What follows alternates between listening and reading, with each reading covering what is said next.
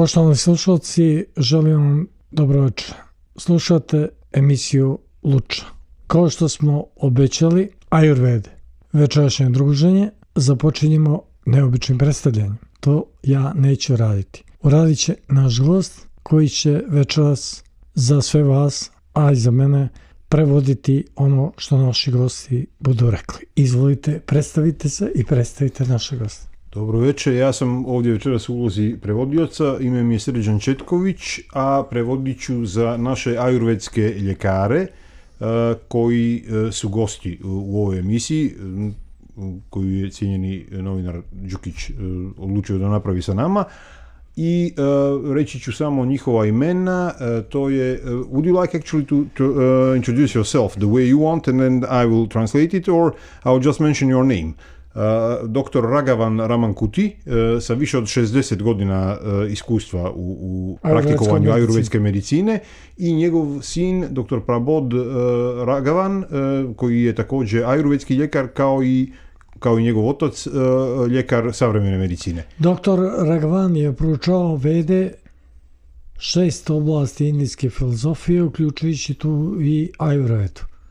Tokom 14,5 godina koji je proveo kao učenik i to uvaženog, ako dobro izgovaram, Svameja Dattatreje.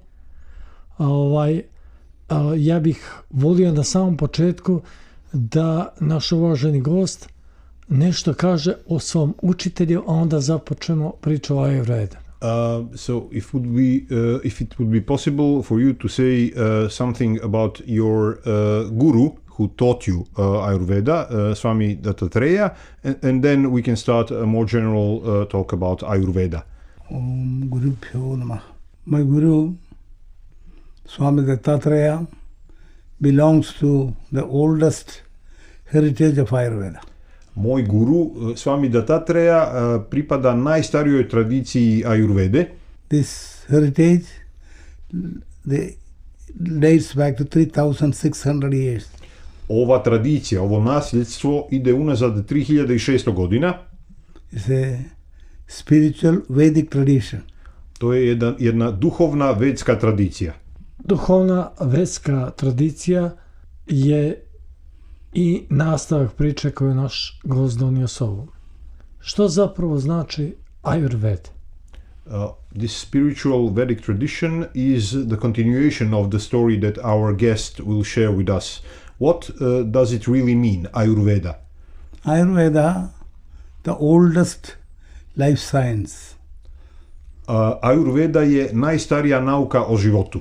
It is actually the mother of all life sciences. I to je zapravo majka svih nauka o životu, ili možemo reći svih prirodnih nauka. Even now, Ayurveda is the mother. Čak i dan danas Ayurveda se smatra majkom. So, it has got an universal approach. Jer ima jedan univerzalan pristup. There is no barrier.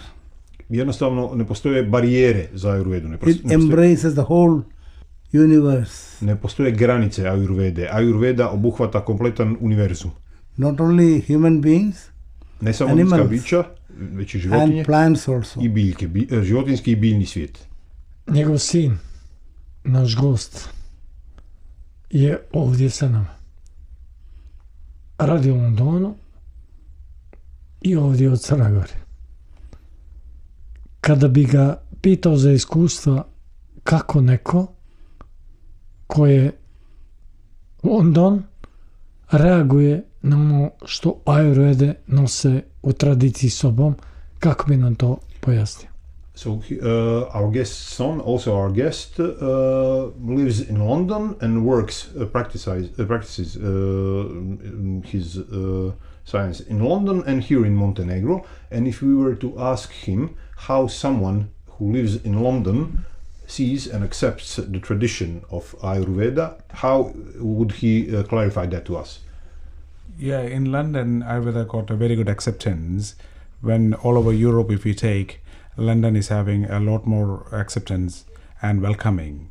because a lot more people are from Indian background, second or third generation who was living in London. Pa Ayurveda u Londonu ima veoma je dobro prihvaćena i ako bismo posmatrali neki evropski prosjek, mnogo je bolje prihvaćena u Londonu nego u ostatku Europe, zato što u Londonu naravno živi veliki broj ljudi koji imaju indijsko porijeklo, koji su druga ili treća generacija u Londonu, a zapravo dolaze sa indijskog podkontinenta.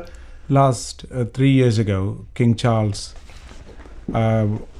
opened a new gateway for Ayurveda with India, Indian system of health in Ayush, which is regulating Ayurveda in India, having an open gateway to practice Ayurveda in England as well.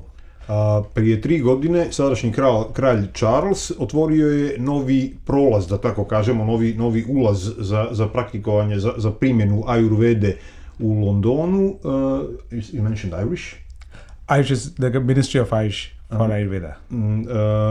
Dakle, preko ministarstva, Ministry of Irish. Yes. Ministarstva irskog, Irish, like Ireland? No. Ayush is a part of the health ministry. To je zapravo dio ministarstva zdravlja koji je prije 3 godine, dakle, sadašnji kralj, tadašnji princ Charles kojim je otvorio novi put za bolje i sveobuhvatnije praktikovanje ajurvedske prakse u Londonu i u Engleskoj. Kada bih oca i sina predstavio našim gledalcima, oni bi bili zapravo reprezenti da vide ono o čemu govorim.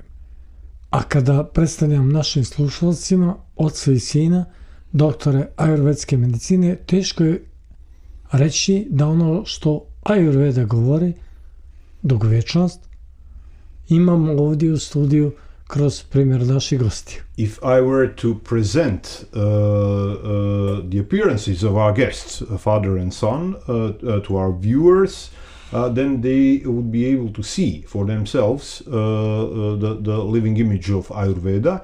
And for our listeners, I will say that our guests represent what is one of the meanings of the word Ayurveda, which is longevity. So.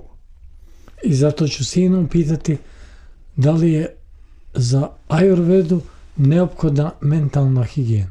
So I will ask the son, my next question, is it necessary for Ayurveda to practice mental hygiene? Definitely it is.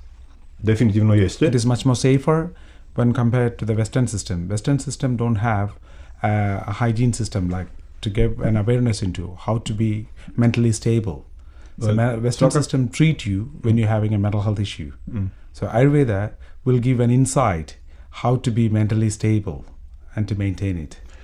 Svakako jeste i Ayurveda je mnogo bezbjednija u tom pogledu od zapadnog sistema, odnosno sistema savremene medicine, jer savremena medicina po pitanjima mentalnog zdravlja nema jednostavno praksu koja vam pomaže da budete stabilni. Zapadni sistem, odnosno sistem savremene medicine vas tretira kada imate problem. Dok Ayurveda se fokusira na to kako da onima koji je primjenjuju obezbijedi mentalnu stabilnost kroz ovo što je pomenuo naš domaćin, mentalnu higijenu. Otac je 2 godine morao poznati i oblast urgentne medicine i koliko vidim ima diplomu iz dijabetologije.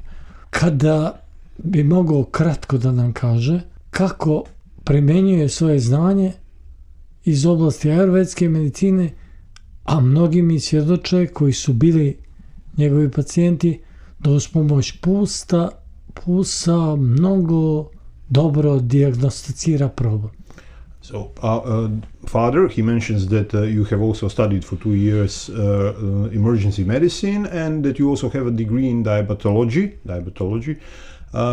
But if you could, for our listeners, explain how in practice do you practice Ayurveda medicine, Ayurveda treatments, because our host says from what he heard from many of your patients, you are very good in identifying the issue through the pulse examination. I studied Ayurveda and joined my guru at the age of 9. Ja sam počeo da proučavam Ayurvedu, pridruživši se svom guru kada sam imao 9 godina. And continued learning for 14 and a half years. I bez prekida sam je izučavao tokom 14,5 godina. By the time I studied common school also. Do vremena kad sam također se upisao na studije, da kažemo svjetovne studije. I completed my schooling different parts of the country. Kompletirao sam svoje školovanje u različitim dijelovima zemlje. Simultaneously I was learning Ayurveda and Vedas together. Istovremeno sam učio Ayurvedu i druge vede. Then I joined medical college. A onda sam se upisao na medicinski fakultet. To learn classical medicine. Da bih izučavao klasičnu medicinu. Our ashram members all are qualified in classical medicine also. Članovi našeg ashrama su svi također kvalifikovani i u klasičnoj medicini. And started practicing with my guru. First one is we learn pulse examination. A ono što smo izučavali sa našim guruom kao prvi korak u dakle ajurvedskom tretmanu je upravo ovo što ste pomenuli, test ispitivanje pulsa. This is the most precise tool to find out the disease. Ovo je najpreciznije oruđe koje nam je na raspolaganju za prepoznavanje i pronalaženje bolesti. Infallible. I nepogrešivo oruđe. So every person is having a pulse of his own. Svaka osoba na svijetu ima potpis, da tako kažem, pulsa koji je jedinstven. Identify a person with thumb impression and the pupil. Kao što možete identifikovati osobu otiscima prsta, odnosno slikom mrežnjače. Every individual is having its own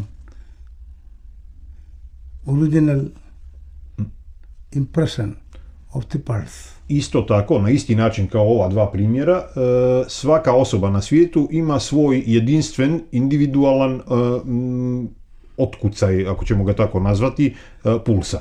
The tactile sensation of the fingers we train, thousands and thousands of persons are being examined. Mi izučavamo taktilni osjećaj pulsa pod našim prstima, tako što tokom godina izučavanja Ayurvede hiljade i hiljade osoba, ispitujemo puls hiljada i hiljada osoba. So in Ayurveda we have got two hearts. Po Ayurvedi imamo dva srca. One is in the cranium. Jedno je u lobanji. The other is in the thorax. A drugo je naravno u grudnom košu. Thoracic heart is called Heya Hridayam. A ovo je, što je sad rekao, ime srca u grudnom košu. The cranial heart is called Upadaya Hridayam. A ovo što je sad rekao je naziv po ajurvedskom učenju za srce koje je u lobanji. It is combination of both. I to kroz ispitivanje pulsa ispituje se kombinacija ova dva srca. So in modern medicine, pulse examination comes under cardiovascular system. U savremenoj medicini ispitivanje pulsa spada u kardiovaskularnu medicinu. In Ayurveda, it comes under cardiovascular system and nervous system. A u Ayurvedi, po učenju Ayurvede, ispitivanje pulsa spada u kardiovaskularnu medicinu kao i u medicinu, can you repeat? Yes. So cardiovascular and? Nervous system. I u medicinu nervnog sistema. Yes. So both will have influence on a person's life. Naravno da oba ova sistema imaju veoma veliki utjecaj na život neke osobe. By pulse examination, we can trace back the life in the womb of the mother of the person. Ispitivanjem pulsa izučena osoba koja je izučavala ispitivanje pulsa u krajnosti evolved to the present day. Može pratiti život osobe unazad do dana koja je ta osoba provela u majčinoj utrobi i kako se kao osoba razvijala, fizički razvijala od tog trenutka pa do današnjeg dana. It expresses the life's orchestra of that person. To jednostavno kroz ispitivanje pulsa izučena ruka može čuti orkestraciju kompletnog života te osobe. On the basis of pulse examination, we make the entire investigations. Na osnovu ispitivanja pulsa u stanju smo da sastavimo sebi kompletnu sliku ispitivanja zdravlja, recimo, neke osobe. So all the modern investigative systems are useful for Ayurveda. Dok su svi moderni načini ispitivanja neupotrebljivi za Ayurvedu. All investigations we accept and it can be translated into Ayurvedic way and we can treat. Samo ona ispitivanja koja mogu biti prevedena u ajurvedske načine tretiranja su ono što možemo u svojim liječenjima, dakle u svojim tretmanima primijeniti. Pulse examination findings can be corroborated with all other findings of the modern system also. Ali osnova je, dakle, ispitivanje pulsa, a to ispitivanje pulsa, koji je osnova za dijagnostifikovanje u ajurvedskom učenju, može biti kombinovano sa rezultatima ispitivanja po modernoj medicini. It is allowed in the Shastra. Ayurveda allows that.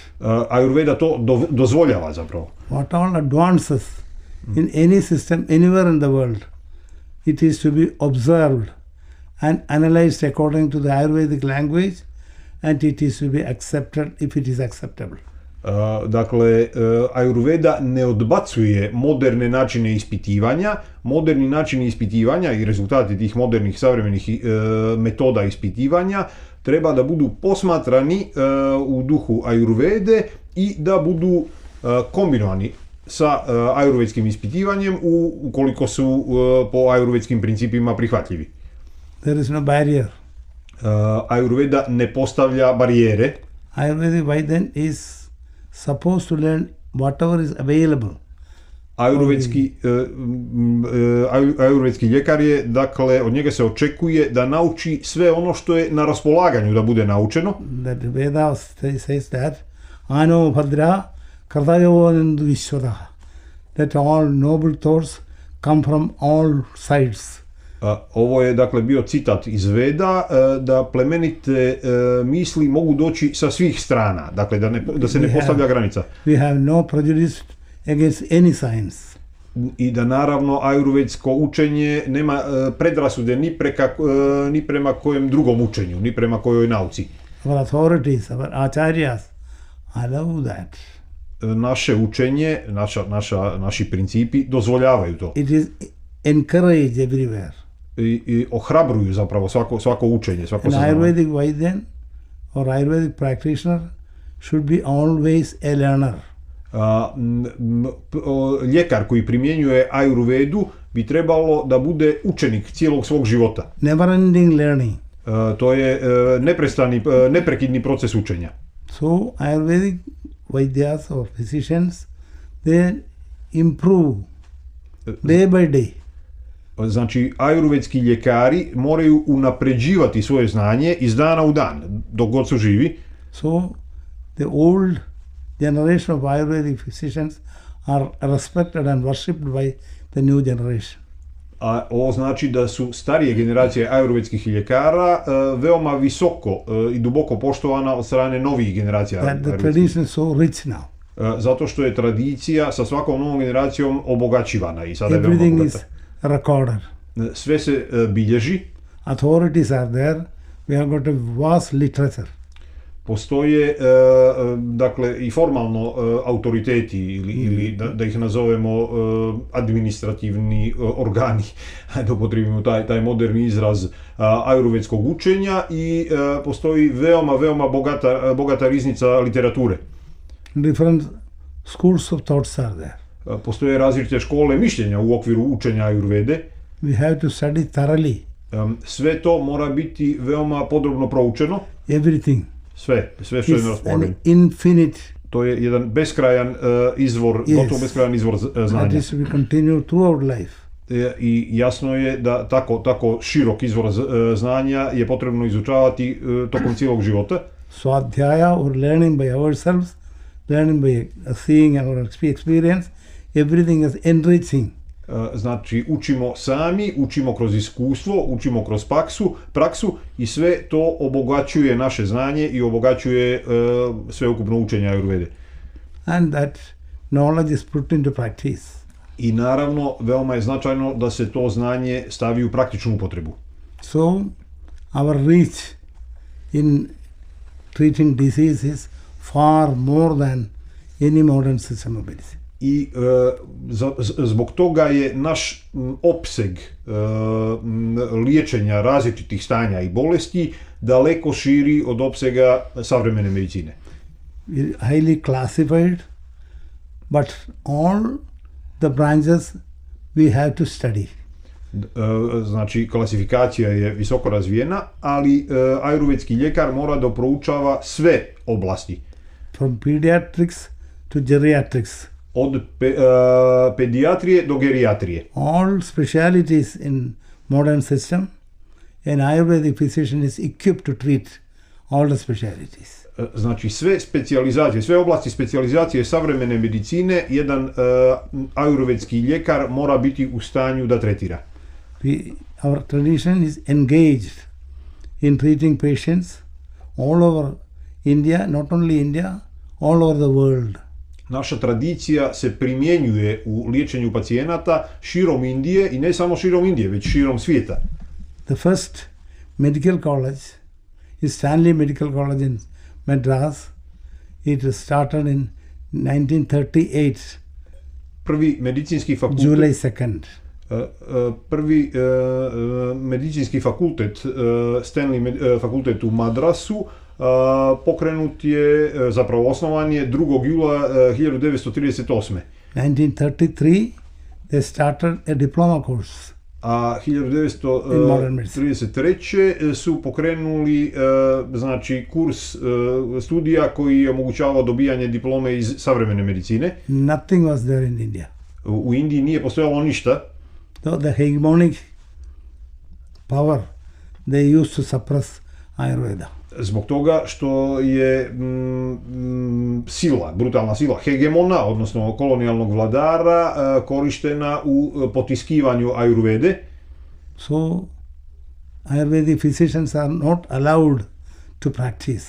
I ajurvedski ljekari, odnosno ajurvedskim ljekarima je bilo zabranjeno da obavljaju svoju praksu. At that time, our ashram, our heritage, they are highly spiritual, the powerful people, they interfered. U tom trenutku naš ashram, znači vlasti našeg ashrama, visoki duhovni zvaničnici su se umiješali. All eminent physicians all over India were protected. Svi cijenjeni ljekari širom Indije su zaštićeni. And given opportunity to treat, and they were given shelter. Bilo im je pružena zaštita i bila im je pružena prilika da liječe pacijente, dakle da praktikuju. We preserved all the available knowledge of that time from all over India. Tako da smo sačuvali sve u tom trenutku dostupno znanje iz cijele Indije. That's why we are treating with Ayurveda, which was prevailing in 17th century. Tako da mi i dan danas možemo da liječimo pacijente ajurvedom koja je bila dominantna u 17. vijeku. Yes, at that time it was a glorious period. To je bio slavni period ajurvedskog učenja. Yes, so we are capable of treating diseases which are incurable in the modern system. I to činjenica da smo sačuvali to znanje omogućava nam da tretiramo i liječimo i bolesti koje savremena medicina smatra neizlječivim.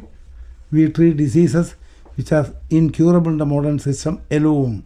Dakle, ponavlja i dopunjuje, tretiramo i liječimo bolesti koje su neizlječive modernom medicinom, odnosno isključivo modernom medicinom. Yes. There are areas which are completely dark. Nothing is available. For example, CP children, cerebral palsy, so many autism, so many learning disorders. Nothing is there in the modern system. Postoje oblasti koje su za savremenu medicinu potpuno nepoznate, mračne zone gdje ne postoji praktično ništa što se može učiniti za pacijente. Pa je pomenuo primjer cerebralne paralize kod djece i autizma i drugih poremećaja razvoja i učenja. Znači, to su oblasti koje savremena medicina gotovo da nije u stanju da tretira na bilo koji način. Diseases like MND, multiple sclerosis, all these are orphan diseases. There is no cure at all.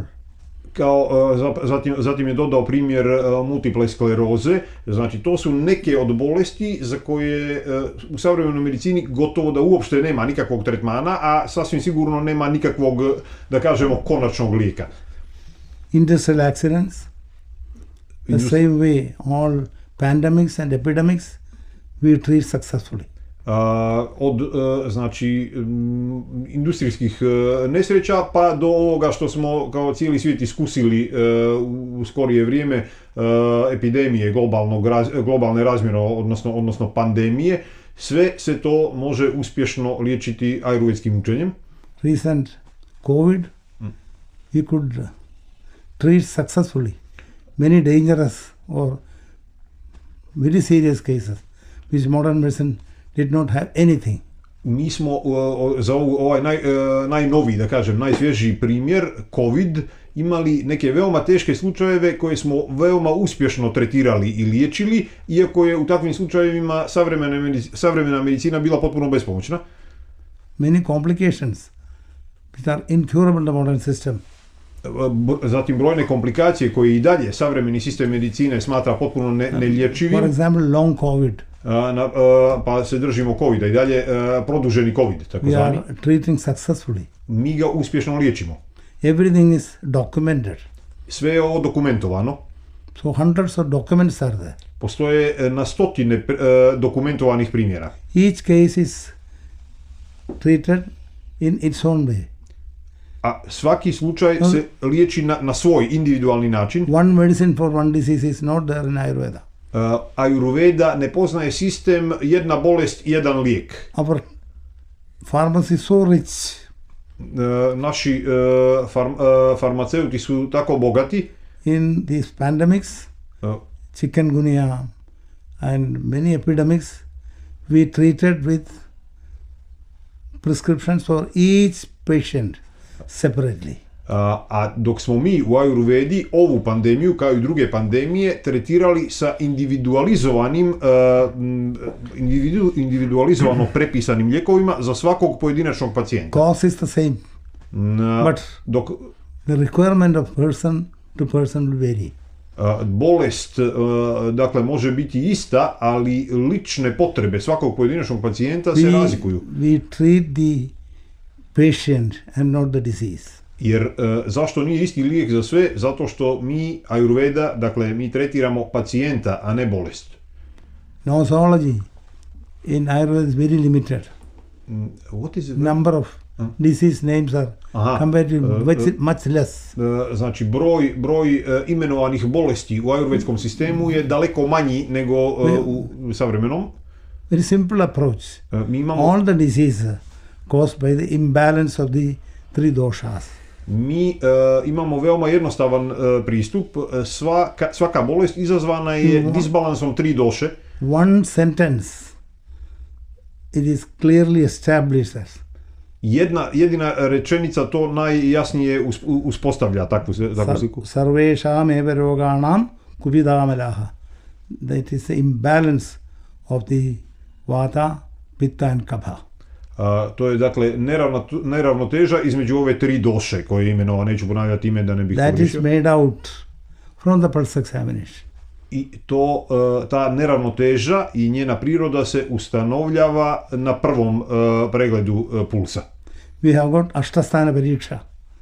After the 7 more way of examinations are to approach the disease process. Naravno da postoji još ispitivanja koje omogućavaju da se pobliže upoznaju sa bolešću prije nego što pristupe liječenju. All the pulse examinations and pathological examination, all histopathological examination, whatever is available in the modern system are all acceptable to us, are aiding us, helping us to treat the patient in a better way.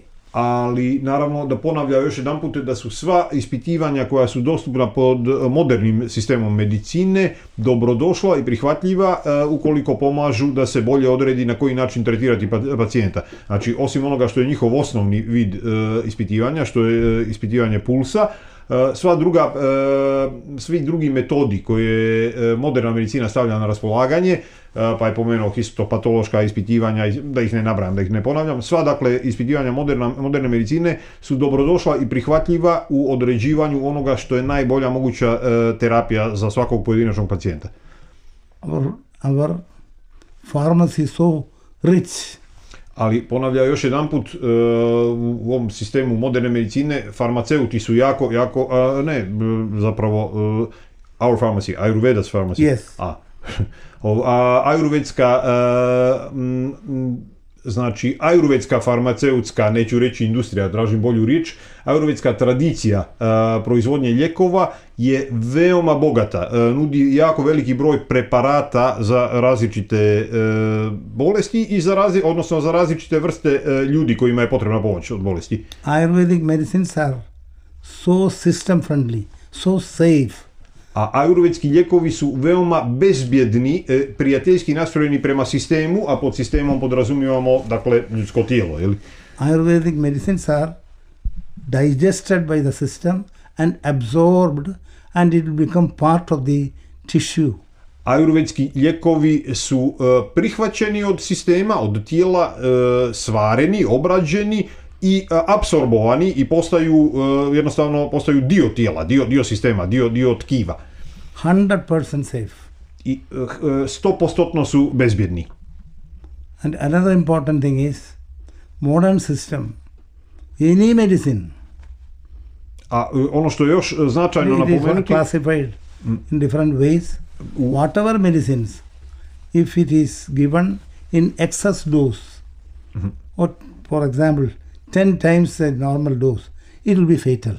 A ono što je značajno napomenuti kad govorimo o lijekovima koji se koriste u ajurvedskom učenju, a u poređenju sa recimo lijekovima savremene medicine. Uzmite za primjer bilo koji lijek savremene medicine koji se prepisuje za bilo koju bolest, nebitno koliko laku, koliko tešku. Ako biste primijenili na primjer 10-struku dozu tog lijeka, veoma bi se lako moglo dogoditi da ona bude fatalna. Dosage safety, and another thing, it will have beneficial effect rather than side effects. A što se tiče primjene ajurvedskih lijekova, oni su bezbjedni čak i od takvog pretjerivanja u dozi i neće čak ni u takvim slučajevima imati neželjene nuspojave, naprotiv, mogu čak i u pretjeranoj dozi dati povoljne, odnosno korisne efekte. Ayurvedic triad of criteria of accuracy of the medication is Agni, Bela, Varna, Vardhanam. Agni means whatever medicine you are taking for whatever disease, the person should have improved digestion. Ovo su neki od principa ajurvedske primjene lijekova, pa je pomenuo citat očigledno iz Veda. Atni koji je pomenuo, znači koji god lijek da primjenjujete za bilo koji problem tog pacijenta, efekat bi morao da bude poboljšana probava od strane tog pacijenta. Second one is he should feel stronger. Drugo pravilo je da bi se pacijent morao osjećati snažnijim. And the complexion should improve. I da bi se sveukupno njegovo stanje moralo popraviti. He will appear stronger, appear fairer. Da bi se njegov izgled čak morao promijeniti pacijentu. And he will digest properly. Da bi nakon upotrebe lijeka pacijent morao da izgleda bolje, da se osjeća snažnijim i da mu probava bude regulisana. Whereas all the modern medicines, whatever is the medicines, all the three we will lose. Dok, nažalost, kad govorimo o lijekovima savremene medicine, opet ponavljam, o kojim god lijekovima da govorimo za koju god bolest, veoma je osjetljivo pitanje doziranja i veoma je osjetljivo pitanje neželjenih nusefekata. For all pharmacy substances in modern medicine, we can say that they will lose anorexia, nausea, vomiting. Dok recimo, opet ponavljao za ove neželjene nus efekte, kod svih savremenih lijekova, kod lijekova za anoreksiju, lijekovi izazivaju mučninu i povraćanje. And vomiting. Mučninu i povraćanje. The system wants to put it out. Medicines for anorexia cause nausea and vomiting. It will produce that. Znači, lijekovi za anoreksiju mogu kao nus efekat proizvoditi mučninu i povraćanje, koliko to zvučalo. Ayurvedic physician treat a patient, it will never happen. A kada ajurvedski ljekar tretira pacijenta, to se nikada neće dogoditi. Yes. That's the greatness of Ayurveda. U tome je veličina Ayurveda. It protects you. Ayurveda je tu da zaštiti pacijenta. And investigations also, pulse examination, very gentle. I sami vid ispitivanja, dakle, pregleda pacijenta je veoma neinvazivan. Govorimo o ispitivanju pulsa, bukvalno. Ayurveda aims at the cure of the person. Ayurveda za cilj ima liječenje te osobe, izlječenje osobe. Modern medicine doesn't do that. Dok savremena medicina ima drugačiji pristup. Once you become a patient of a doctor, he will be a patient forever. U savremenoj medicini, posebno ako govorimo o nekim ozbiljnijim stanjima i bolestima, jednom kada neko postane pacijent doktora, obično je postao pacijent za cijeli život. There is no liberation. Ne postoji oslobođenje od tog statusa. Blood pressure, hormonal imbalance, so many diseases. Daje za primjer neke bolesti, na primjer osobe koje imaju hormonsku neravnotežu. Medicines are to be continued throughout life. Savremena medicina će prepisati lijekove koje ta osoba mora da uzima do kraja života. Whereas Ayurveda aims at the liberation of the person, and he must benefit out of the disease he had, and he will have a better life. Dok ajurvedska medicina za cilj ima oslobađanje osobe od te bolesti i jednostavno je usmjerena na poboljšavanje kvaliteta života osobe, pacijenta. It is predictable. I rezultati su predvidljivi. At the examiner's time itself, you may require this many days of medication. By that time, you will get such and such changes. It is predictable. Predvidljivi u smislu da kada ajurvedski ljekar ispitujući puls, dakle što je osnovni metod ispitivanja, identifikuje bolest, identifikuje problem i odredi koji tretman prepisuje tom pacijentu, može da mu kaže tokom korišćenja ovog lijeka, tokom tog i tog perioda možete očekivati ovakve promjene i izlječenje može nastupiti u tom i tom periodu. Jednostavno predvidljiv je kraj. So, certain diseases which requires years of treatment. Naravno da Ayurveda nema čarobni štapić, da i u ajurvedskom sistemu neke najteže bolesti zahtijevaju dugogodišnje liječenje. It may extend to several years. Može se dakle produžiti period liječenja i na nekoliko godina. 10 years, 15 years when 25 years, 10, 15, 25. the person will become productive. Ali tokom tog perioda osoba će biti produktivna, bit će They will be in the funkcionalna. mainstream of life. Učestvovat će u normalnom životu. They will never become a burden to society at all. Neće postati teret za zajednicu, teret za društvo, teret za porodicu. That's the greatness of Ayurveda. U tome je veličina Ajurvede. Doktor Raghavan govori i odašlje riječi profesor i te riječi su za mene iznenađenje. Moje bazno obrazovanje je psihologija, ne kažem diplomsko, bazno obrazovanje. Ja odavno nisam čuo nekoga da putem srca govori otvoreno i čisto kao nažalost. Dr. Raghavan speaks and sends his words out to the world. My basic education is psychology, and I must say that I have not heard in such a long time that someone speaks so much from the heart and sends such a strong message.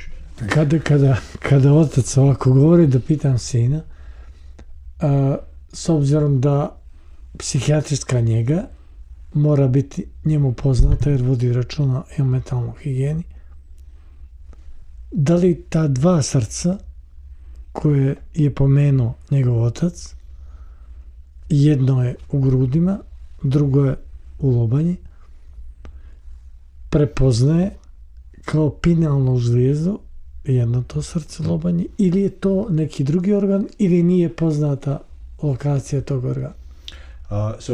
Since the father has been such an inspired speaker, I want to ask a question to the son who works in mental health, and he wants to ask the question whether these two hearts that Ayurveda recognizes, one in the chest and the other one in the cranium, whether Ayurveda recognizes this heart which is in the cranium as the spinal gland, or is it recognized as something neki drugi organ, da li je poznato ili nepoznato? Is it whether it is known or not known? Može. Pulse examination, unfortunately, not included in the curriculum of Ayurveda. Pulse examination is not included in the curriculum of Ayurveda. No. Ispitivanje pulsa, nažalost, nije uključeno u studije Ayurvede. So, they also follow the Western way of cardiovascular system, rate, rhythm, volume and character. So in modern studies of Ayurveda, you're saying... That's why I have told you, we are practicing 17th century Ayurveda.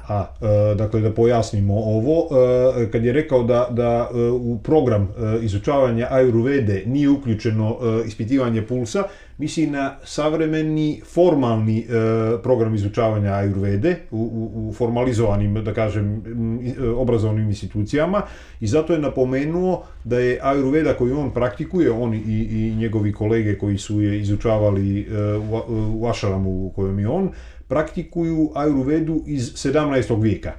Praktikuju učenje Ayurvede iz 17. vijeka, jer savremena Ayurveda se tu prilagodila, ova savremena formalizovana Ayurveda se tu prilagodila savremenoj medicini, gdje se od ispitivanja pulsa očekuje da da samo one osnovne podatke značajne za kardiovaskularnu sliku pacijenta, odnosno ritam srca, zapreminu krvi koju srce pumpa i neke mjerljive i jednostavne odgovore.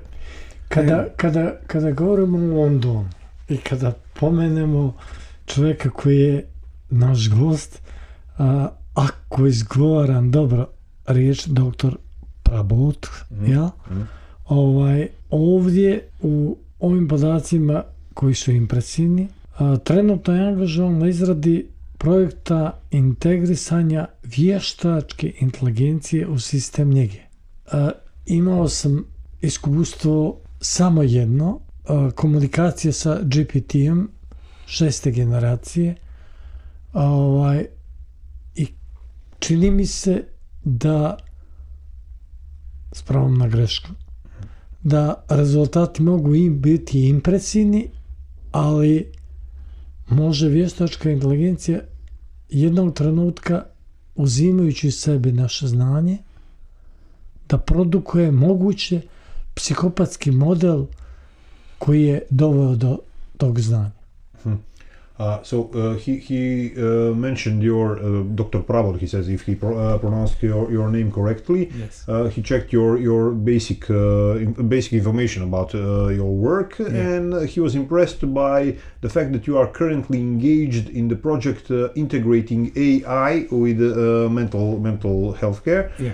And he said that he had limited experience interaction with AI, that GPT, whatever Six call it, generations, of the sixth generation, and he couldn't help wondering if AI, as it develops further, could one day, acquiring all the knowledge from the human beings that created it, develop, if that AI could develop a psychopathic model of personality that was maybe contained in the knowledge that it acquired from the human beings.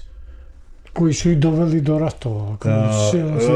Psychopathic model of personality which is inevitably present in the collective personality of humanity, because obviously the persons that caused all the wars and all the crimes, etc., must have had psychopathic traits in their characters. Yes, that is there. In the last 5 years ago, BBC have done a research on children using screen time and their mental health development having a direct impact. Da, to definitivno prepoznaje što hoćete da kažete tim pitanjem i recimo da je pomenuo kako je u ispitivanju koje je BBC sproveo u posljednjih 5 godina u pogledu toga koliko vremena djeca provedu pred ekranima, odnosno sa ekranima, da su primijećeni trendovi koji utiču na normalan razvoj djece. So as we can see that the person-to-person contact have been minimized. After the COVID, we're using more social media than anything else to communicate. Even if you're staying in the same household, we don't communicate each other. We use our electronic gadgets rather than having a person-to-person contact. I tu su i neki negativni trendovi koji su izazvani, da kažemo, objektivnim okolnostima, kao što je bila ova posljednja pandemija COVID-a, gdje su ljudi silom prilika bili usmjereni na sve veće korištenje elektronskih sprava za komunikaciju, i da je to dovelo do trenda da čak i sada, kada možda to nije neophodno, da ljudi radije koriste te sprave, pa ponekad čak u nekim ekstremnim slučajevima i u okviru istoga domaćinstva, da će radije komunicirati preko sprava nego direktnim ljudskim kontaktom. In Ayurveda, that is considered as asatma indriyartha samyogam. That means improper usage of your sense organ with any gadgets or anything. That is also one of the cause for a disease.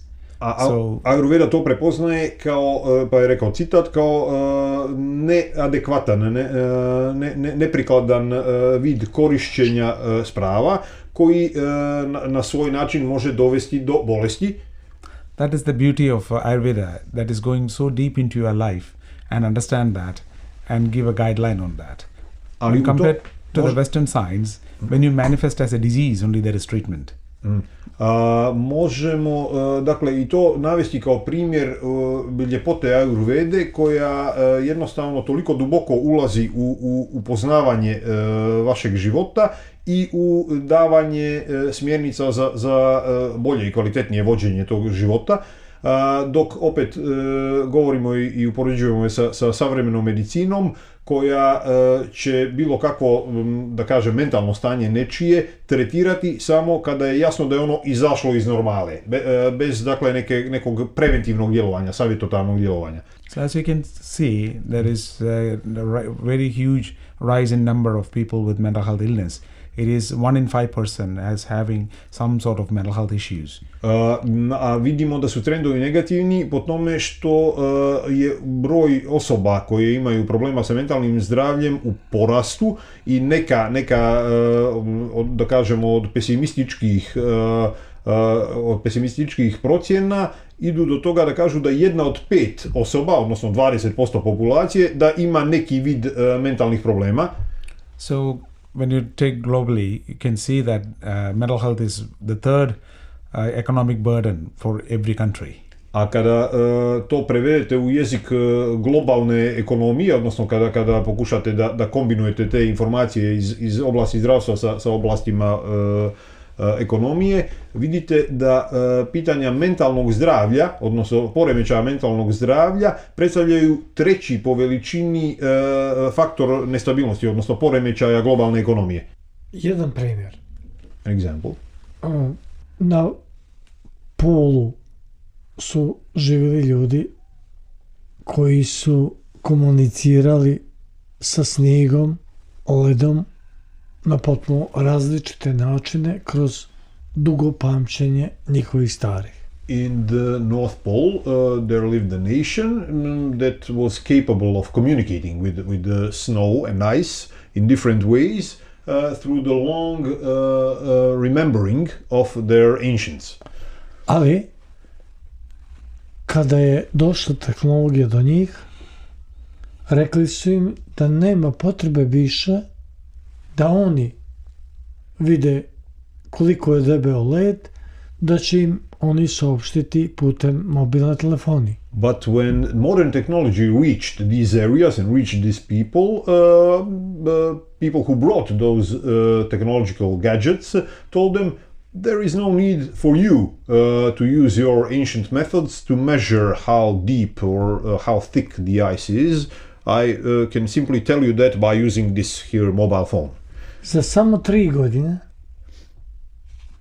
oni više nijesu znali da procjene debljinu leda, niti uslove u kojima žive, niti šta će se dogoditi kao njihovi stari, već su bili vezani za tehnologiju. In only 3 years, so it happened that the members of this ethnicity of this nation, I suppose it's Inuit nation living in North Pole, they became incapable of using the ancient knowledge and tradition of their people to judge or to estimate the thickness of the ice or to try to forecast weather. They simply managed to forget all the long remembering of their nation in only 3 years and became dependent on modern technology gadgets. Da li on kao sin uvaženog oca koji se ovako divno obraćao vidi mogućnost da upravo ta vještačka inteligencija na kojoj i on radi može blokirati ajurvedski sistem iz 17. vijeka. Do you, as the son, as the representative of the younger generation, see son of your father who addressed our audience in such a beautiful way? Do you, since you are yourself working with the AI, do you see the possibility of the problem of this AI and the technology related to the AI blocking the wonderful knowledge of Ayurveda from 17th century that your father talked so gloriously of? In certain ways it is affecting. Definitely I would say that. Na neke načine utiče. It is an advantage. At the same time, there is a disadvantage as well as there. Ali sa druge strane može donijeti, upotreba tehnologije može donijeti i prednost. S tim što svakako sa jedne strane posmatrano donosi negativne efekte, ali u zavisnosti od načina upotrebe sa druge strane može predstavljati i prednost. The current generation have very lucky enough to experience the old method of learning, reading from books, attending classrooms. Naša trenutna, da kažemo, generacija koja trenutno nastanjuje našu planetu je bila dovoljno srećna da je iskusila i stare načine sticanja znanja. Sjedenje u učionicama, čitanje iz knjiga. After the COVID, kids or students started attending online classes and things like that. So we have an experience. I learned from my father, like how we learn from oral learning, not like written learning. I have experienced that. I don't think so my daughter or my next generation will have that opportunity to learn like that. Zašto kaže da je generacija ljudi koji su sad na svijetu bila srećna ili generacija njegova, bliska njegovoj? On kaže, ja sam, na primjer, imao prilike da učim od mog oca i kroz tradicionalan način prenošenja znanja, znači kroz oralno podučavanje, a nisam siguran da će isto biti slučaj sa mojom ćerkom, odnosno njenom generacijom. I još jedanput je naveo negativni trend koji je do koga je dovela, dakle, pandemija COVID-a, gdje je jednostavno značajno raširena praksa podučavanja i učenja online preko interneta. Još jedno pitanje, izvinjavam se. One more question, he apologizes for interrupting you. Imamo trend, ako ga tako možemo nazvati. There is a trend, if we can call it that way. I suviše vidljivo da bi zanemarili. Too visible to be disregarded. U ovom globalnom selu koje se zove planeta Zemlja. In this global village that our planet has turned into.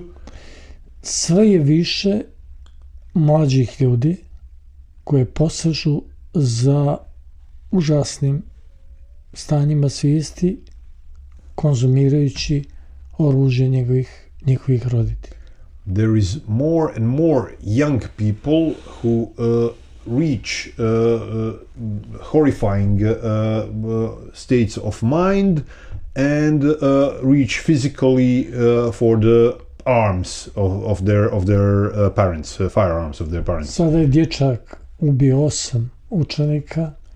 There was this tragedy in Belgrade that you've probably heard of, when a young school child, elementary school child, u velikoj Njemačkoj, 8 of his classmates, and in Germany, in a big country such as Germany. U velikoj Njemačkoj 3 djevojčice su prije neki dan odvele prelijepu djevojčicu iz svog razreda, ljubomorne na njen izgled, i noževima je ubili, iskasapili i nagradili. Didn't hear of that one. And recently in Germany, a case I didn't hear of, 3 girls took the fourth girl, their classmate also.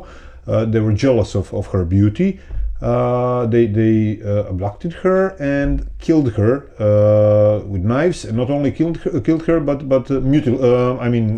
massacred her. Yeah. A u Španiji i u ostalim zemljama koje neću pobrajati, dešavaju se potpuno isti slučajevi, a godine su tu 12. 13. Izgleda da su to preumne stvari u kojima ono što se naziva tehnologija ulazi u njihov sistem vrijednosti i rođena je s njima. And in Spain were also some similar cases. He doesn't want to go to detail, but what is a common place for all the cases that he mentioned is the age of the children who committed these terrible crimes, who committed these terrible things, 12 or 13 years of age. So is it the critical age where the demon, to put it that way, he didn't use that word, but that was the context of technology, is entering their system of value, and what do you have to Kako se nositi sa tim? As I was working in mental health, I was working in children and adolescents. One of the recommendation when I started working there, you must put age restriction of usage of phone or mobile phones and electronic gadgets until they are 12 or 13. They don't need to have electronic gadgets. They need to have the old learning method, and they need to bridge the communication. This is the age their brain is developing, because that is restricting the developmental process in their brain. And iz njegovog iskustva rada na pitanjima mentalnog zdravlja djece i adolescenata, razgovaralo se jednostavno u Britaniji o tome da se mora postaviti granica, starosna granica, kada bi djeci trebalo dozvoliti da posjeduju i da koriste mobilne telefone, i da ta granica bude upravo negdje u tom periodu, 12-13 godina. Jer ako bi se djeci dozvolilo da koriste ranije te sprave, savremene tehnološke sprave, to bi u značajnoj mjeri uticalo na razvoj njihovog mozga. Njima u tom ranijem uzrastu jednostavno nisu potrebne te sprave. Njima je potrebno da uče komunikaciju sa drugim ljudima i potrebno im je da uče, da stiču znanja na klasični način, iz knjiga, ne kroz korištenje ovih tehnoloških sprava. Ali tako nije u praksi. But in practice, there is no age limit. I will tell you from the history, when you look at smoking was prescribed when it was first started in America. Lately only they found out that it can cause lung cancer. Kaže da je primjer pušenja koje je nekada čak bilo prepisivano kao korisno za zdravlje i da je prošlo mnogo godina prije nego što se utvrdilo da može da izazove rak pluća i kad je postalo zabranjeno recimo za maloljetnike. Hoće da kaže da je potrebno vrijeme da bi se neka promjena uvela.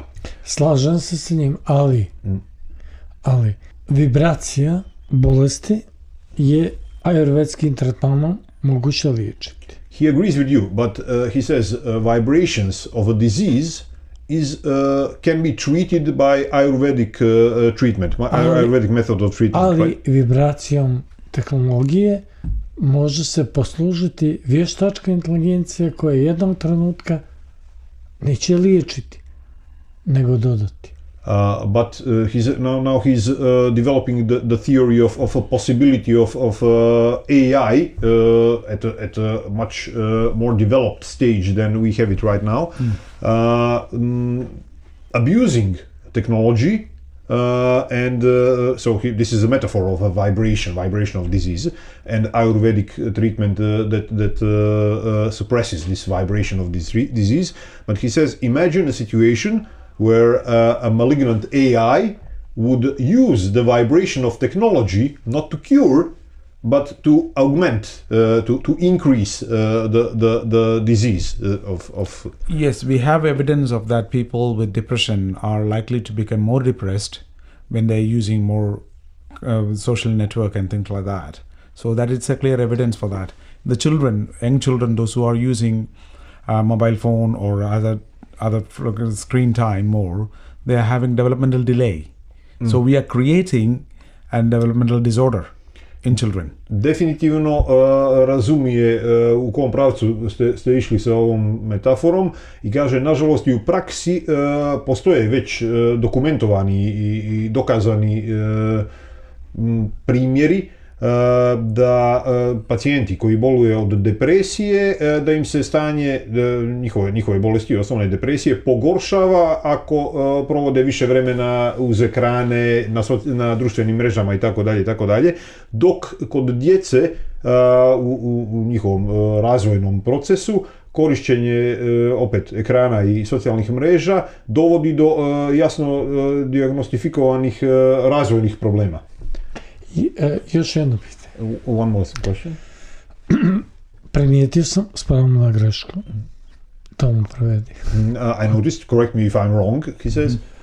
Da kada neko napravi ovaj telefon. That when someone produces this here mobile phone.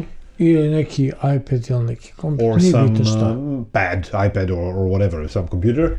Da prilikom tehnološkog napretka ovog izuma, the technological progress that is implied with this device, prenosi se i problem onoga koga je napravio. Psihološki problem onoga koga je napravio. That the technological progress, the very production of this electronic device brings about also carries over the psychological problem of the person who produced it. Ako je bio depresivan, ako je bio anksiozan, to i konzument postaju. So if someone who produced a device was depressive or anxious, the future user of this device will get in touch with that, and there will be a possibility of that person taking over that disorder. Ako je bilo komplikovano, izvinjavam se. He apologizes if his train of thought was too complicated, or if you disagree with that. No, it can be possible, it can take over. Može biti moguće to preuzimanje. The problem with the first thing what we found is children are finding dyslexic now. They don't know how to write. After a certain age they're using their computer to type in.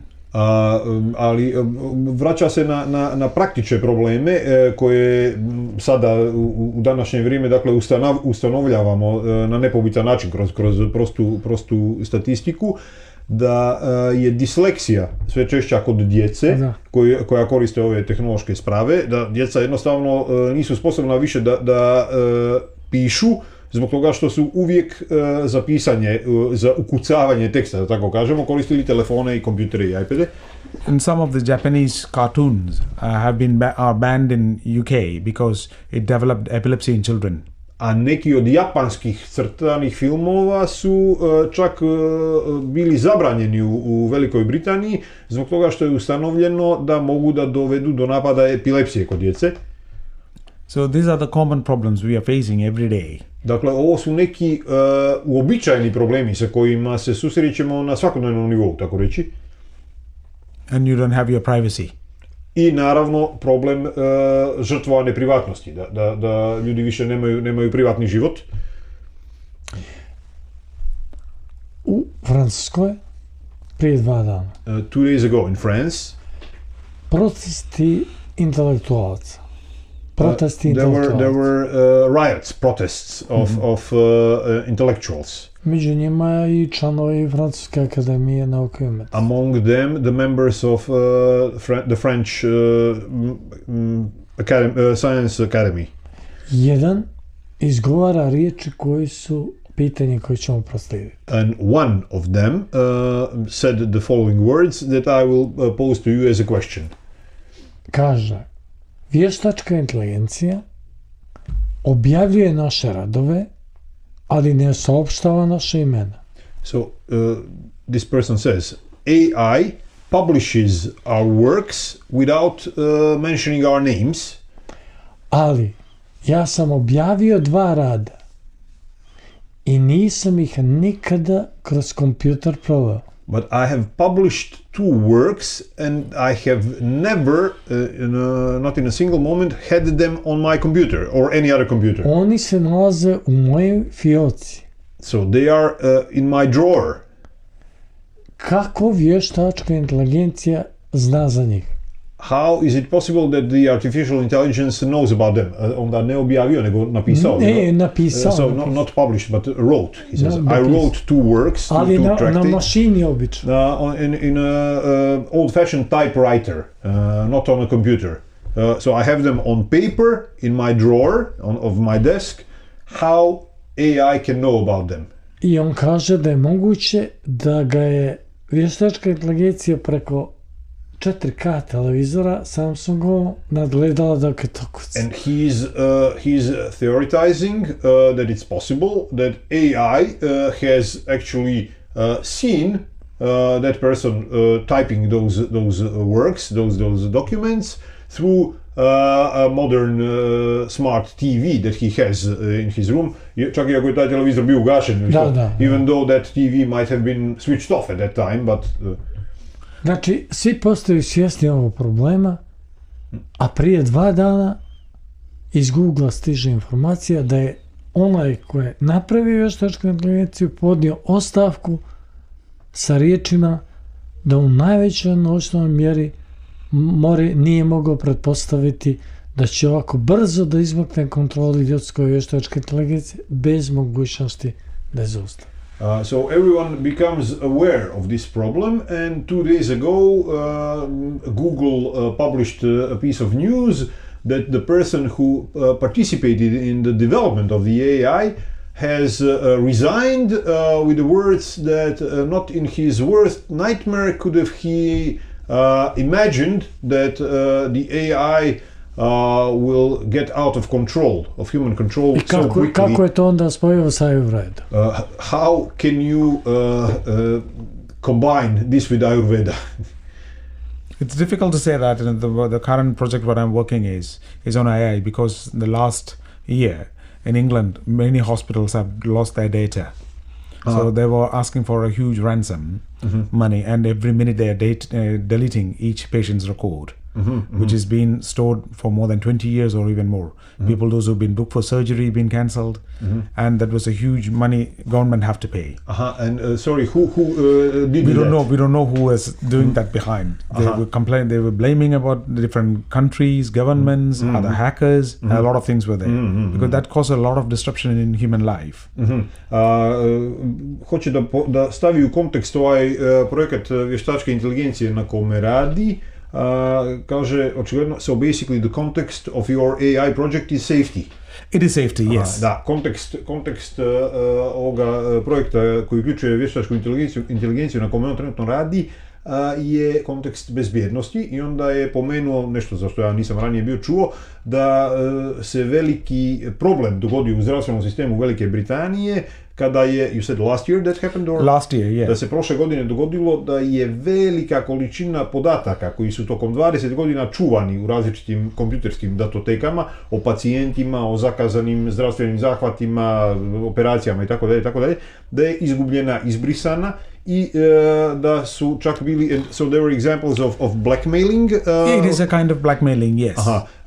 I da je čak bilo pokušaja ucjenjivanja tim brisanjem, odnosno vraćanjem oduzetih podataka i tako dalje, a da je praktični rezultat svega toga bio veliki problemi, veliki poremećaj u ljudskim životima, u životima pacijenata i korisnika zdravstvenog sistema Britanije. So AI, another problem what we faced recently was, when you are searching on Google or any search engines, they can understand your priorities, what you're looking for. For example, you're looking for some electronic gadgets. So whenever you're searching, that will come up again and again, over and over. So they can identify, they can take in a lot of data from you. They can identify what is your taste and how you are, and based on that, they can control you. As he said, that is possible. Što ste vi rekli, što je mogući i već jasno vidljiv potencijalni negativni efekat razvoja vještačke inteligencije, vidimo i sami. Svaki put kad koristimo Google ili neki drugi pretraživač, ukucamo nešto što nas zanima. Na primjer, hoćemo da kupimo neki elektronski uređaj. Sljedeći put kad uđemo u Google će nam već ponuditi nešto, pa onda ako pretražujemo neku drugu stvar, potpuno neki odmor, putovanje, sljedeći put će nam opet ponuditi nešto. Znači da Google, odnosno vještačka inteligencija Googlea ili bilo kog drugog pretraživača, može na taj način da sazna dosta o nama, kroz informacije koje mi tražimo, i saznajući dosta o nama, o našim ukusima, o našim prioritetima, o našim željama, nije bitno, da nas kontroliše. Ali, prije 7 days nastupilo je nešto jako interesantno što ću ponuditi kao pitanje. A very interesting thing occurred 7 days ago, and he will offer that as the next question to him. Yes, please. To you. Google je konzumentima ponudio reklamu koju niko od njih nije mrežom, društvenom mrežom, bilo kojom potražio. Google to nije mogao znati, ali oni su o tome razgovarali među sobom i putem vještačke inteligencije prisutne tehnologije u sobi, Google ga istog trenutka intervenisao sa reklamom koju me je ponudio preko svoje mreže.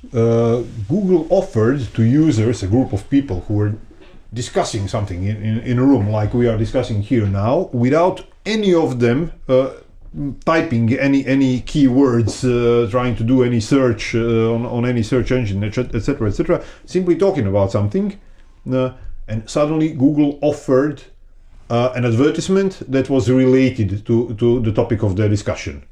So, how did that happen?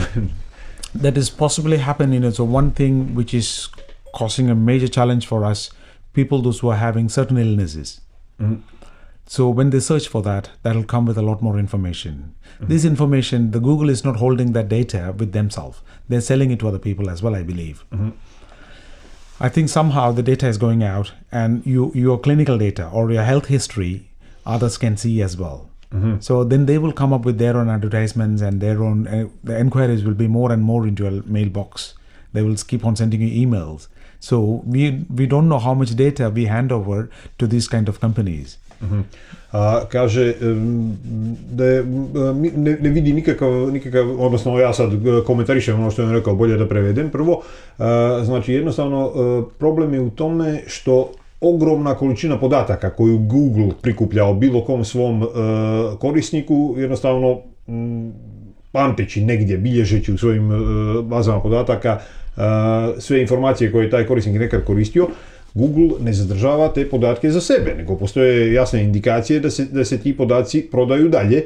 Dakle, može se dogoditi da druge kompanije koje su došle do tih podataka da vam ponude neku reklamu, neki svoj proizvod, iako vi nikad u životu niste pretraživali, niste tražili taj proizvod, ali jednostavno na osnovu podataka kupljenih od Googlea i propuštenih kroz neki algoritam, nazovimo ga vještačkom inteligencijom ili tako nečim, i da vam ponude neku reklamu za koju vi pouzdano znate da je niste nikad ukucali, niste nikad pokušali da je, ali jednostavno već ste kroz godine istorije svoje pretrage i možda pretrage vaših prijatelja na Facebooku, ovih onih, kombinovanjem svih tih ogromnih količina podataka, dali dovoljno informacija da vam se ponudi nešto, iako vi niste nikad u životu to ukucali u kompjuter. Pitam oca. He would like to ask your father a question. Doctor. Akaša. I ova lažna Akaša. Akasha and false Akasha. Ayurveda kojoj vi pripadate svojim bićem, to se vidi. Ayurveda that you belong to with your entire being, it's obvious. I Google oblak u kome se vezuju naša djeca svojim umom ili srcem ispod lobanje koje ste pomenuli. And Google Cloud that our children are connected to with their mind or with their cranium heart that you mentioned. Kako to gleda u odnosu na vede koje znače znanje i koje nisu stare nego vječno mlade?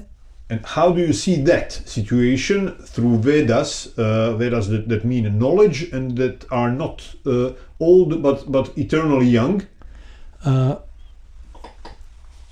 Iz razloga opasnosti, velike opasnosti, koja će u vremenu Kali Juge u kome živimo, moguće gurnuti ovu civilizaciju u neki ciklus koji označava njen kraj. Because of the grave danger that in the time, in this bad time that we live in, will possibly, potentially push our civilization to some terrible end. Very relevant question. Veoma relevantno pitanje. So, the knowledge available dostupno znanje in Indian system. U indijskom sistemu. One is, what are you? Što ste vi? Pitanje. What am I? Što sam ja? Koham. Ko sam? Koham. What am I? Što sam ja? Investigation about you. Istraživanje o samome sebi. The other is kudo jagadidam. What is the world around? Drugo pitanje je što je svijet oko mene. Unfortunately, the first inquiry is not there now. Nažalost, ovo prvo pitanje se više ne postavlja. Ljudi ga više ne postavljaju. We are going out always. Uvijek smo usmjereni prema napolje. Ne pitamo sve ko smo mi. You forget yourself. Ljudi zaboravljaju sebe. U savremeno doba zaboravljaju sebe. All religions actually gives you that strength to explore yourself. Sve vjere ovog svijeta, sve religije ovog svijeta zapravo pružaju čovjeku snagu da ispita sebe, da se okrene prema sebi i da ispita sebe. Man making process can occur only through religion. procesi stvaranja čovjeka se mogu, čovjeka kao svjesnog bića, se mogu odigrati samo kroz religiju. No science can do that. Nauka to ne može učiniti, ne može objasniti. Science never delivers anything. Nauka nikada ne stvara ništa, ne pruža ništa. Science gives information. Nauka pruža informacije. That is mostly useless for life. Informacije koje su u najvećem svom dijelu neupotrebljive u životu svakodnevno. The present day, the world is suffering. Now we have got armaments. Ono od čega današnji svijet pati. Destructive armaments. By all the mighty powers, they are having armaments to destroy the whole universe 7 times, burn ablaze. Problem sa kojim se današnji svijet suočava je problem naoružanja. Imamo ove super sile, super moćne države koje imaju na raspolaganju tehnologiju kojom mogu da unište svijet nekoliko puta. Arsenals and bombs are capable of destroying this planet 7 times. Znači nauka nam je dala bombe kojima možemo da uništimo sopstvenu planetu 7 puta. That is the contribution of science. To je, dakle, iskrivljivanje nauke, to je doprinos nauke. But true religion is a man-making process. Dok je stvarna vjera proces stvaranja čovjeka, stvaranja ljudskog bića. All religions are based on love. Sve religije, sve vjere ovog svijeta su zasnovane na zakonu. All religions. Sve vjere. All prophets, all saints, they give you, they deliver. Svi proroci, svi sveci, svih vjera na svijetu vam daju to, pružaju. That make you a better person. Pružaju sredstva da učinite od sebe bolju osobu. You expose yourself to Almighty. Time što ćete izučiti sebe i izložiti sebe svevišnjem. That is the greatness of religion. U tome je veličina vjere. All religions. Sve vjere. All religions existing in the world now. Sve vjere koje postoje u svijetu danas. All are connected to Vedas. Su povezane sa Vedama. The Vedic knowledge vedsko znanje percolated everywhere. Vedsko znanje se prostire svuda. Yes. So that teaches you love. I uči vas zakonu. That teaches you about the creator. Uči vas o stvoritelju. Science cannot accept that. Nauka to ne može da prihvati. They are materialistic. Nauka je zasnovana na materijalnom svijetu. They see everything through the microscope. Moramo sve da vidimo, da opipamo i da izmjerimo. All the sense organs are put into action. Dakle, da su svi čulni organi moraju biti stavljeni u pogon. When the sense organs are going out, it will never reach anywhere. A ako su svi čulni organi usmjereni prema spoljašnjem svijetu, nikada nećete stići nigdje. It is brought to zero experience. I time se dovodi do nultog iskustva. Then you will see. Tek tada ćete biti u stanju da vidite. Kad okrenete sve čulne organe prema sebi. Put out all the lights. Bez ikakvih svjetala. Kada zatvorite oči, that is the consciousness. To je svjesnost. Simply just put out dark. Kada jednostavno isključite svjetlost. That consciousness is you. Kada zatvorite oči i isključite svjetlost, ta svjesnost koju imate u tom trenutku, to ste vi. If you probe that, ako ispitujete tu svjesnost, that is inward. Ako gledate, all the sense organs are put into action. Prema unutra. Zero experience. Prema unutra. Pancha avadhishtande, jnanani, manasasaha. All your acquired knowledge is put into non-functioning. I isključite sva svoja stečena znanja. Buddhisthana VJEŠTADI. Your intellect is not functioning. Isključite misli, isključite intelekt. Tamahu paramangadi. That is highest goal you can reach. To je najviši cilj koji možete postići. It can be achieved anywhere. Najviši cilj koji možete postići. That is the goal we have to attain. To je cilj koji moramo postići. That is by closing your sense organs. Isključivanjem svih svojih čulnih organa. Stilling your mind. Umirivanjem, potpunim umirivanjem svog uma. Then you reach the self. Dolazite do sebe, stvarnog sebe. That self is everywhere. I taj stvarni sebe, sopstvo, je svuda. When you are in deep sleep, kada ste u dubokom snu, you don't know where you are. Ne znate gdje ste. Understand? Abhava pratyalambana prutrunidraha. The sleep is well defined in yoga. San kao koncept je dobro definisan jogom. Modern science even now fail to define this sleep. Dok savremena nauka čak i danas ne uspijeva da definiše san. All your qualifications, your achievements, your relations, connections, everything is forgotten. Sve se zaboravlja u snu. Sva vaša znanja, sve vaše kvalifikacije, sva vaša poznanstva, svi vaši odnosi. In deep sleep, you don't know where you are. U dubokom snu, kad ste u dubokom snu, ne znate gdje ste. Space sense is not there. Prostor ne postoji. All your memories are not functioning. Sva vaša sjećanja prestaju da funkcionišu. At that stage, u tom you are being controlled by God. U tom statusu, u tom stanju vas kontroliše Bog. Sushupteva avashishta shiva kevaloham. That state, God is functioning. U tom stanju Bog djeluje. That you must be able to achieve.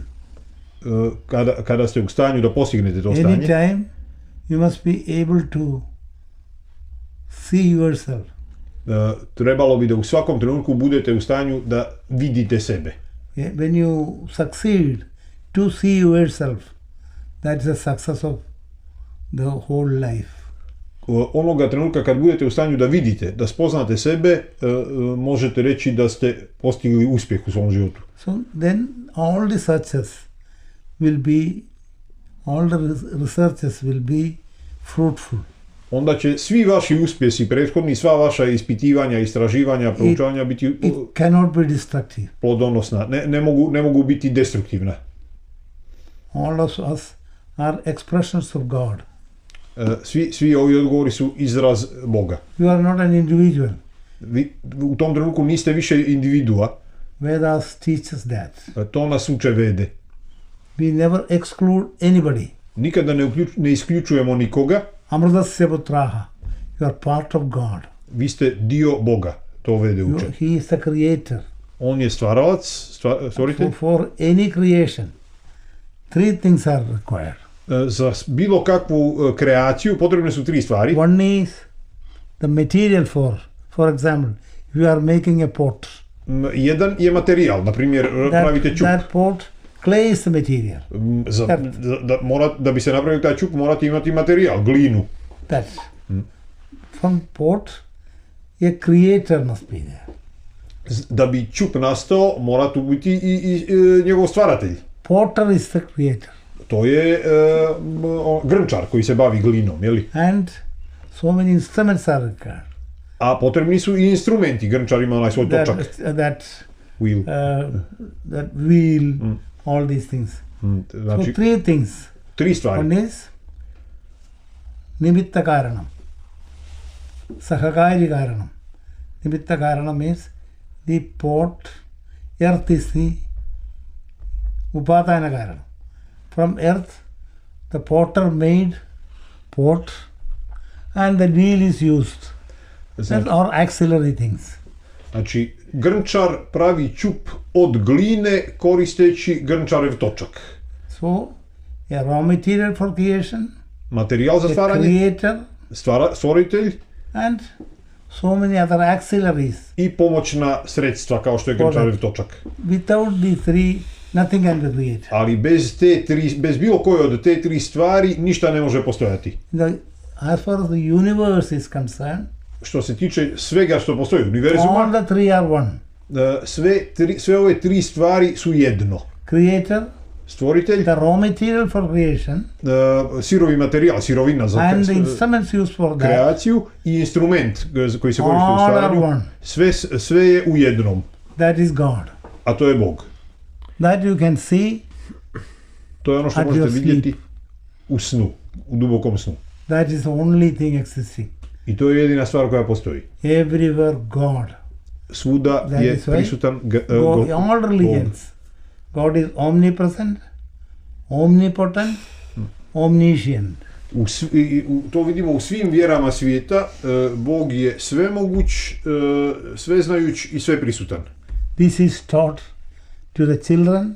Ovo se uči, they cannot shoot anybody. Djeca se ovo uče i djeca koja to nauče ne mogu upucati nikoga. This is the most sacred knowledge. Ovo je najsvetije znanje. This is to be taught to babies. Ovo je ono čemu se djeca moraju učiti od njihovih najranijih dana. This sacred knowledge is given to living beings. Man can never save the world. He will be destructive. Ukoliko se ovo sveto znanje ne podučava, ukoliko se znači generacije nove, djeca ne podučavaju ovom svetom znanju od najranijih dana, čovjek neće biti u stanju da se spasi, uništit će svijet. Intercontinental ballistic missiles are there. France is having, dakle, US is having, China is having. Ovi interkontinentalni balistički projektili postoje i nabraja zemlje koje ih imaju. Just digitally you can manage. Digitalno se upravlja njima. Totally destructive. I znači jednim pritiskom na dugme se može uništiti cijeli svijet. Mahabharata o tome govori samo na drugačiji način. But he says Mahabharata talks about that, but in a different way. Yes. Da. So the only savior is you have to go to yourself. Jedini način da se spasimo je moramo da pogledamo u sebe. In that search you will be one with God. I u tom pogledu unutar sebe da se sjedinimo sa Bogom. Then you will be an instrument in the hands of God. I na taj način da postanemo instrument u rukama Boga. Ayurveda teaches that. Ayurveda nas uči i tome. That brings about mental health. I to dovodi do očuvanja mentalnog zdravlja. So you are duty bound to protect your fellow beings. Vi imate, vi kao ljudsko biće, svi kao ljudska bića. Ayurveda physician sees a patient and he becomes bound. He is morally bound to rescue him. Mi kao ljudska bića imamo obavezu da pomognemo svojim bližnjima, tako i ajurvedski ljekar kada vidi pacijenta ima moralnu obavezu, moralno je vezan potrebom da pomogne. You must be ready to die for the patient. Ajurvedski ljekar, ta moralna obaveza, moralna veza je toliko jaka da ajurvedski ljekar mora biti spreman da da i svoj život za pacijenta. So because we see it as creation of God. Zato što mora da posmatra svakog pacijenta kao Božju kreaciju. And it's his God-given opportunity to. I priliku da liječi, da pomogne tom pacijentu kao priliku koju je tom ljekaru dao Bog. That is the sacred responsibility given by God. Dakle, kao svetu obavezu, svetu odgovornost datu od Boga. We do everything. Na taj način mi pristupamo našim pacijentima. Patient is not having money, we don't bother. Učinit ćemo sve što možemo. Ako pacijent nema novca, u redu. We will treat, even we beg, we will treat that patient. Čak i ako moramo da prosimo, liječit ćemo pacijenta. So Ayurveda is the science of sacrifice. Dakle, Ayurveda je između ostalog i nauka žrtvovanja. For our fellow beings. Za naše bližnje. We consider as God's own representative. It is God coming to you. Znači, mi sebe posmatramo kao predstavnike Božje sile, Božje volje. That approach is gone from the medical world. Takav pristup je nestao iz svijeta savremene medicine. In America, doctor will not examine the patient. U Americi doktor neće ni pregledati pacijenta. That is gone. You mean Only reports. They see the report and... doktor neće ni pogledati pacijenta, neće ga ni pogledati u lice, u oči, neće ga ni dodirnuti, samo će čitati papire. Contact is not there. Ne postoji lični kontakt. I travel all over the world. Proputovao sam cijeli svijet. So medical science insists that you have to inspect the patient first. See the patient from top to bottom. Medicinska nauka nas uči da moramo prvo da pogledamo pacijenta, da ga ispitamo, da ga pogledamo od glave do pete. Then you see something, touch. He's got palpation. Prvo ga pregledate, ako vidite nešto, dodirnite. Then percussion. Razgovarajte sa pacijentom, zatim sjećate se onog kucanja prstima, da čujete. Stethoscope. Zatim koristimo stetoskop, da čujemo disanje i srce. Inspection, palpation, percussion and auscultation. Znači, nobody does. Niko to više ne radi. Posmatranje, osluškivanje, niko to više ne radi. Indian doctors are doing. Samo indijski doktori to rade. So the medical scientists, medical people all over the world, Indians are successful. Zato su kao ljekari Indijci uspješni širom svijeta. Gdje god da pođete vidjet ćete uspješnog ljekara Indijca. Even now they examine the patient, touch the patient. Čak i dan danas oni primjenjuju ono što je zaboravljeno od strane savremene nauke. Pregledajte pacijenta, dodirnite pacijenta. They don't see the face of the patient at all. Savremeni ljekari u savremenom sistemu gotovo da i ne vide lice pacijenta. If you have got sve ide kroz mašinu. Insurance, you will get medicine. Ako ste osigurani, dobit ćete lijek. If you don't have medicine insurance, you will die in the hospital. Ako nemate osiguranje, možete i da umrete. That is gone.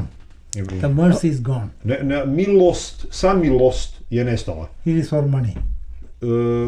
Sve se radi za novac. So that medical profession is worse than any other business. Tako da je medicinska profesija postala gora od bilo kojeg drugog biznisa. It ceased to be a noble profession. Prestala je da bude plemenita profesija. Ali sorry. Money. Nisu samo indijski ljekari poznati. But not only Indian doctors are famous. Indijski matematičari su među najboljima. Indijski fizičari su među najboljima. Izgleda da je neophodno da ono što je Indija dala sad opet rodi i da bude neko ko će da nas vodi. It appears that it is necessary that again India gives someone is born in India who will be able to lead us as humankind. But we never exclude anybody. Mi nikad ne isključujemo nikoga. We include. Is inclusive. Uključujemo. Naše učenje je inkluzivno. So every speck existing around you is expression of God. Znači svaka najmanja stvarčica, mrvica, kamenčić koji vidite oko sebe je izraz postojanja Boga. We see God in everybody. Mi vidimo postojanje Boga u svakome. Every atom we see God. U svakom atomu materije vidimo Boga. That's why we are in an ethnic jungle. All diversities are there in India. Zato mi u Indiji imamo toliko diverziteta, toliko različitosti, etničku džunglu. Largest population. Imamo, sad pomenuje ime naroda. We are not rich. Nismo bogati. But we are rich in the mind. Ali smo umno bogati. They live with poverty, with smiling face. Imamo siromaštvo, ali na našim licima je osmijeh. We never believe in consumer culture. Mi nikad ne vjerujemo u konzumerističko, u potrošačko društvo i potrošačke dobre. All inclusive. Mi želimo da uključimo sve. Diversity is there, but still we are united. Imamo toliko različitosti u Indiji, ali smo još uvijek ujedinjeni. All religions are there. Sa svim našim različitim religijama. We have got 800 dialectics. Imamo 800 dijalekata u Indiji. We have got 31 official languages. 31 zvanični jezik u Indiji. our dress, way of life, everything is different. Kad odete s kraja na kraj This Indije, is the vidjet ćete largest razlika. democracy. Largest democracy. Najveća demokratija na svijetu je, dakle, Da. po političkom uređenju Indija, rekao je, dakle, da se razlikuje Very powerful. narodne nošnje. But we never exclude anything. Zato što mi nikada ne isključujemo nikoga. Anybody can practice anything there. Bilo ko može da ispovjeda bilo koju vjeru tamo. We respect all religions. Mi poštujemo sve vjere. All religions can Sve vjere su dobrodošle. have freedom Sve imaju slobodu. nowhere in the world. Mislim da to nije slučaj nigdje u svijetu. We have no religious barrier at all. Nemamo apsolutno nikakva vjerska ograničenja. We early morning you get up, Loka samasta sukhino bhavantu. Let the whole world be pleasant. Rano ujutro ustanemo, izgovorimo ovu molitvu, neka cijeli svijet bude prijatan. Because we see the universe Zato što, as God's expression. zato što vidimo univerzum, dakle sve I što see postoji, God in you. kao izraz Boga, izraz postojanja Boga. Kad pogleda vas, vidi That's Boga. why he is. Zato mi pozdravljamo ovako, I am just sklopljenim moving rukama before you. i naklonom In glave. you and me, one thing is that is you are one. Jedinstvo, sklopljene ruke simbolizuju Indian. jedinstvo između nas. Every Indian is having this. Svaki Indijac ima ovaj osjećaj. Indian Christian, Indian Muslim. Indijski hrišćanin, Buddhist, indijski whatever musliman, nije važno koji. This oneness is there. Ovo jedinstvo je tamo. So that unity and diversity keeps us together. To jedinstvo u različitosti Most nas powerful drži force. zajedno. Najviše od svega. Sasvim očigledno iz nastupa oca i sina simbolička priča večerašnje emisije dobija na težini. Ko hoće religiozno da čuje što sam rekao, neka primi srcem.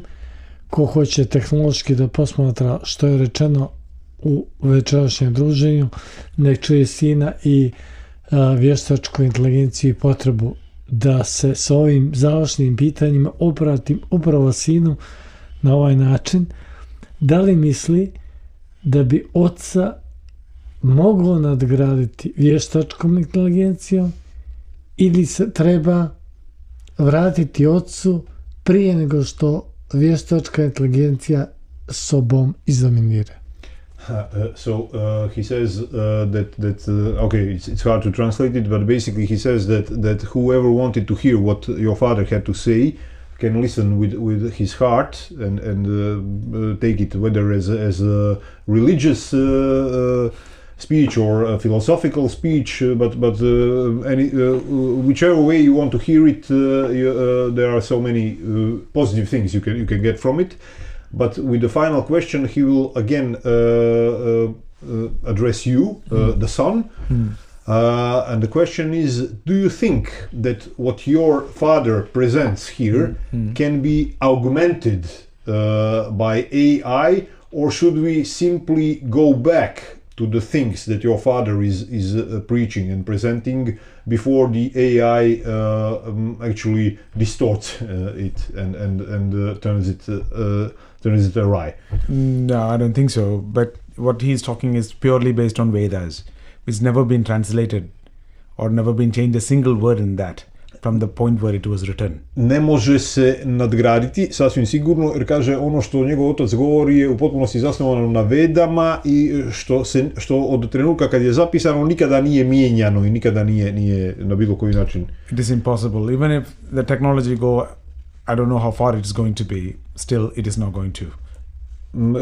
Zato on smatra da je to nemoguće nadgraditi. Bez obzira koliko daleko razvoj tehnologije može da ode, tehnologija ne može popraviti ono čemu popravka nije potrebna. Tako kažem. Uz veliku zahvalnost za večerašnje druženje, našim slušalcima sam dužan ipak reći, bez obzira što će se moguće zamjeriti nekome od ljudi koji su kompetentniji od mog prisustva u ovom studiju da odlučuju o marketinškom dijelu vezano za ovu emisiju. Ipak, ja moram pitati gdje naši slušalci da potraže uslugu oca ili sina na nekoj adresi ovdje u Podgorici koja bi bila bliska i koja bi im bila uputna i koja bi bila putokaz. Evo, da ne zamjere naš direktor i urednik. With a great gratitude to our guests today and with an apology to the people who are in charge of deciding what sort of marketing and advertising can be present in my show. So with an apology ahead to the director and the editor, I must ask our guests, where could people our listeners who have listening to them decided that they might want to meet them and talk to them, where can they find them? Unforgettable. Zahvaljuju vam se and so basically... Yeah, we are based in Montenegro and in India as well. Dakle, mi pružamo naše usluge u Crnoj Gori kao i u Indiji. We have our own website, so you can search on us on the website. Imamo nas na website-u, imamo website na kome nas možete naći. Yeah, that is the best way to contact us as quick as possible. That is one way to use AI. Najbrži način na koji možete doći do nas, sad ovo je šala sadržana u ovome, znači moramo ipak koristiti vještačku inteligenciju. I consider this country as heavenly. A doktori su obojica, ali doktor Raghavan kaže da smatra našu zemlju nebeskom. Ovako mala zemlja. More than 142 monasteries are there. 142? Monasteries. Dakle, ovako mala zemlja u kojoj je toliko mnogo manastira. This is a land of saints. Ovo je zemlja svetaca. That's great. I on to smatra sjajnim. Nowhere in the world that much is not there. Mislim da nigdje u svijetu nije toliko mnogo manastira prisutno. That much saintly land is this. Toliko prisustva svetosti. On jednostavno osjeća prisustvo, božansko prisustvo u našoj zemlji. I strongly believe that this country will have a bright future. I on snažno vjeruje da će naša zemlja imati sjajnu budućnost.